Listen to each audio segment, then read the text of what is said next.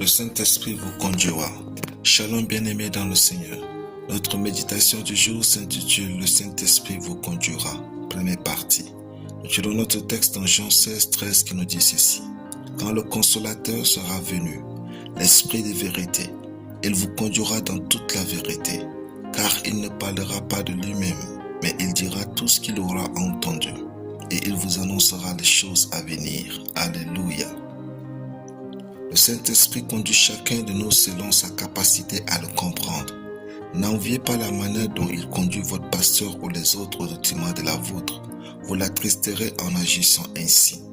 Appréciez ce qu'il fait avec les autres, mais donnez-lui toute votre attention pour qu'il vous guide selon le plan de Dieu.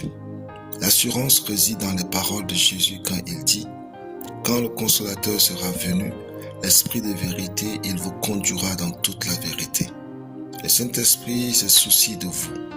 Il veut que vous soyez toujours là où Dieu veut, avec les bonnes personnes et surtout au bon moment. Le Saint-Esprit est un guide personnel et adapté à chacun.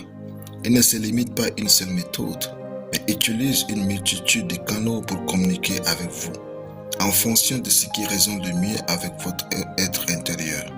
Il conduit les uns et les autres par les rêves et les songes. Depuis l'Antiquité biblique, Dieu a souvent communiqué des messages importants par des rêves. Ces derniers peuvent parfois être symboliques et nécessiter une interprétation, mais ils peuvent aussi apporter une clarté ou une direction. Les visions, elles sont des manifestations plus directes et éveillées de la part de l'esprit. Elles peuvent être des images mentales claires, des scènes ou même des expériences où l'on perçoit des réalités spirituelles. Les prophéties.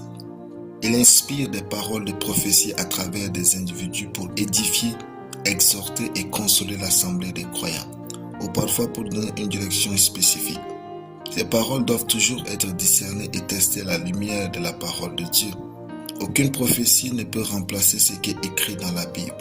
Avant de compléter cette liste, entrez en vous et discernez comment le Saint-Esprit vous parle le plus souvent et entretenez cette voie de communication. Le jour où il voudra vous parler différemment, soyez disposés à l'entendre, car le Saint-Esprit est un maître en communication. Si vous lui donnez votre cœur, vous entendrez des choses incroyables à propos de vous. Alléluia. Prions. Je déclare que mon cœur, mon écoute et mon attention sont sur le Saint-Esprit et il me guide au nom de Jésus. Amen. La lecture biblique en une année, Ésaïe 41 à Ésaïe 45. Soyez bénis, c'était le pain du ciel.